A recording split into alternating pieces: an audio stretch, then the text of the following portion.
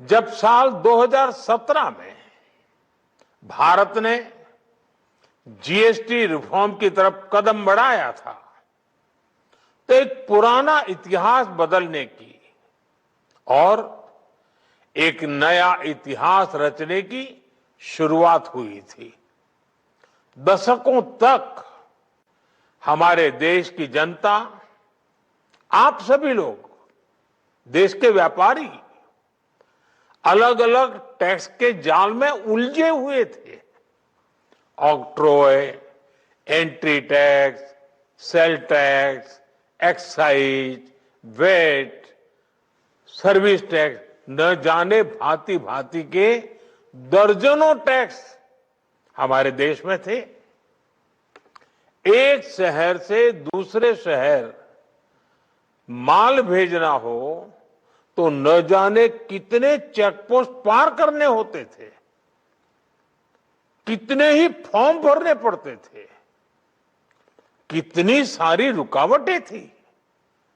हर जगह टैक्स के अलग अलग नियम थे।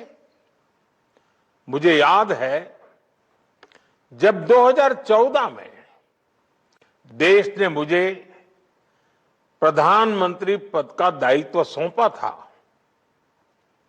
तब उसी शुरुआत के दौर में एक विदेशी अखबार में एक दिलचस्प उदाहरण छपा था। उसमें एक कंपनी की मुश्किलों का जिक्र था।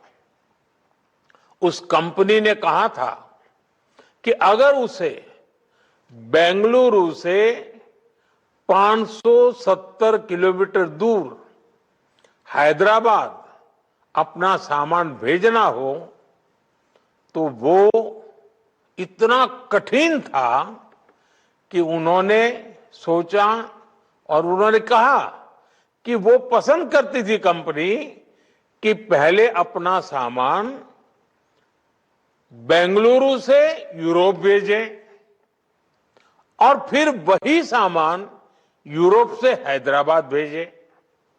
साथियों, टैक्स और टोल के जंजाल की वजह से ये तब के हालात थे। और मैं आपको सिर्फ एक पुराना उदाहरण याद दिला रहा हूं। तब ऐसी लाखों कंपनियों को, लाखों करोड़ों देशवासियों को अलग अलग तरह के टैक्स के जाल की वजह से हर रोज परेशानी होती थी। सामान को एक शहर से दूसरे शहर पहुंचने के बीच जो खर्च बढ़ता था, वो भी गरीब को उठाना पड़ता था। आप जैसे ग्राहकों से वसूला जाता था। साथियों, देश को इस स्थिति से निकालना बहुत जरूरी था। इसलिए जब आपने हमें 2014 में अवसर दिया तो हमने जनहित में, देशहित में जीएसटी को अपनी प्राथमिकता बनाया। हमने हर स्टेक होल्डर से चर्चा की। हमने हर राज्यों की हर शंका का निवारण किया, हर सवाल का समाधान खोजा।